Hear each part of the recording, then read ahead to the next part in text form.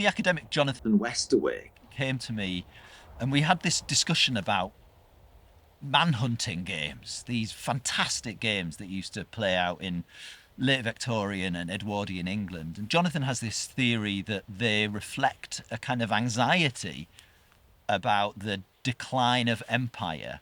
And these sort of quite violent, almost war game things play out in the way that they do because the people who were playing them were losing a sense of their role and their purpose in the world.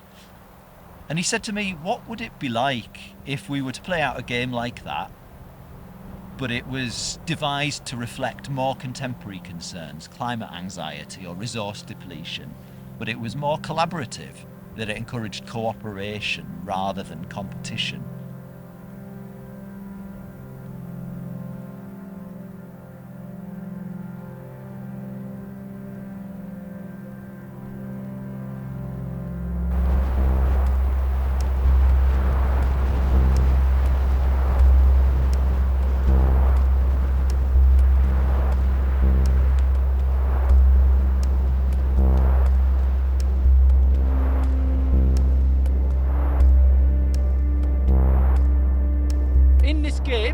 You're going to be working as a team, and your objective is to get as many members of the team to safety as possible.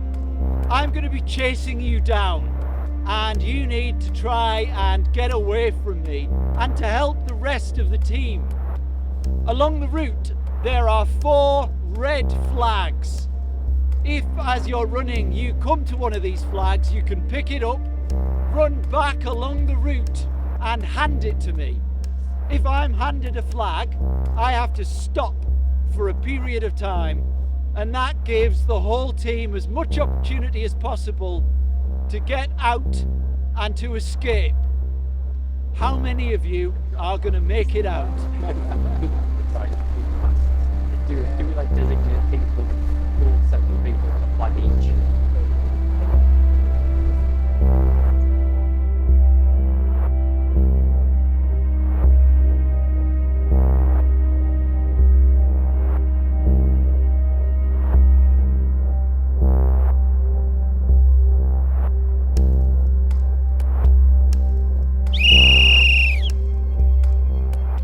When the whistle went, I think we chatted a bit about the tactics, but they all seemed to really go out the window pretty much.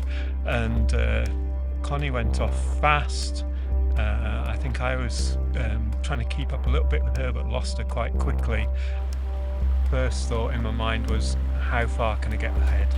You know, how fast can I push myself to get ahead and leave as much of a gap as possible, and possibly catch the others to sort of regroup a bit.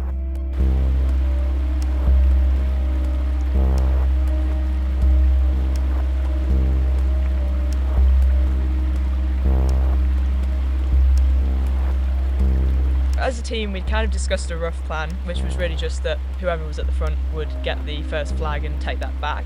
But we weren't sure exactly who would be the stronger members or maybe the weaker members, so we weren't sure exactly who that would be.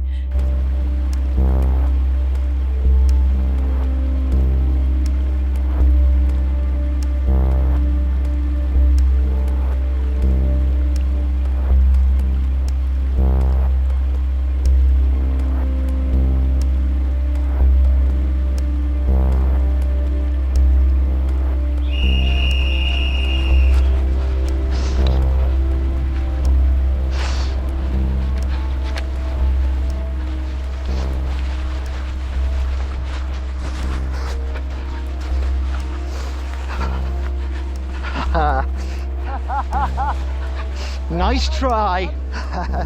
You're with me now. Yeah, I was like, oh gosh, I wish I rode different trainers. I wish I'd gone a bit little faster so you didn't get me quite as early. But yeah, it was fun. It was good. It was good.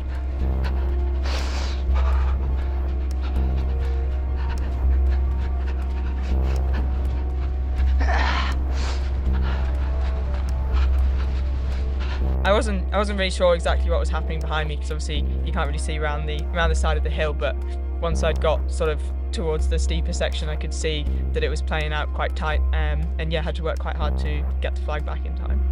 I was watching the flag going back But then I was thinking, I've lost that much time by going down so slow that I'm not going to be able to catch up to them. But yeah, I could see the flags coming, like people running back with the flags, and then you having to pause. I was thinking, can I maybe get some bit closer, maybe, but it was just too much distance, and the terrain just so rocky. I've got it.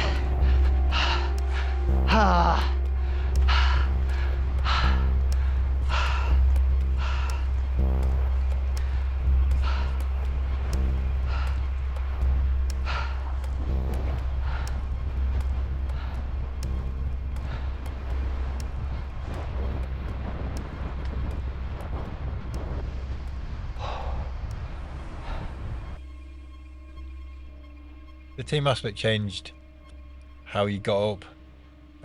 You had to A, save yourself, and B, save the team. A lot of the time I was looking back to work out where the team was and where the chaser was, and once I get this flag, wherever the flag was, how that then pans out to how do I then change the tactic. In a race you go from A to B, you don't go from A to B, back to C, back to B again.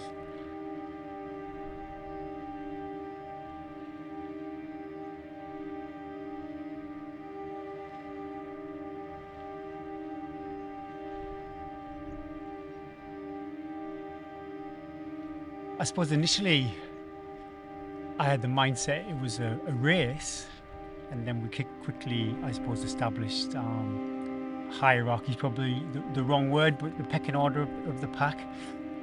And then, I suppose there come to the point where I got my flag, and I was really mindful.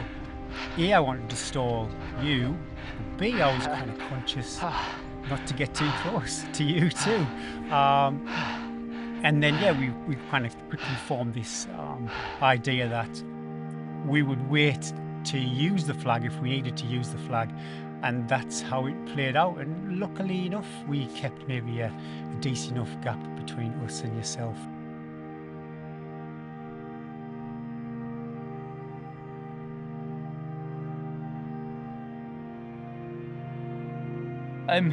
It was an exciting game. It's a good way to kind of, rather than a fell race, every man for himself kind of mentality, where it's like first to the top of the hill, you're really thinking about protecting that pack. So on the race, or on the game, I had that last flag.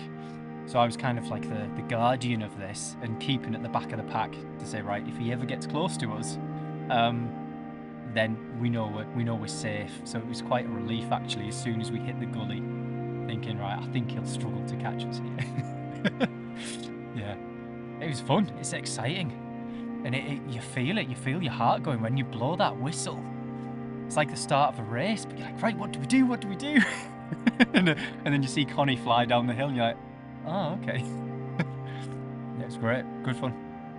And I think one of the key things was that we went into it with the explicit objective of getting everyone up the hill, and I think it would probably have played out differently if the objective was, who's going to get to the top of the hill first. And I suppose thinking about this in the wider context, I think that's probably one of the difficulties there, in terms of we haven't set the goal of being, how can everyone get through this time of massive ecological collapse? We've set the goal of being, how can we as a nation or as a people grow quicker than everyone else, and we've created this kind of artificial race, and that means that there's no point getting to the top of the hill first. You just stand there and wait for everyone else and get cold anyway. So I think it's interesting just to reflect on those overall goals and thinking about what we could achieve if we actually framed the whole narrative a bit differently. Yeah, it has. I think I said on the wheel, I'm aware of these climate anxiety, but I didn't realize I had climate anxiety until just promoted to think about it a bit more during the week. But then sometimes there's that kind of bringing on more anxiety. I'm not aware of it all the time.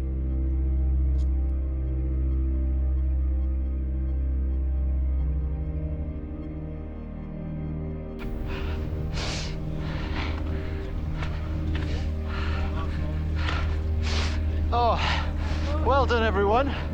One flag spare.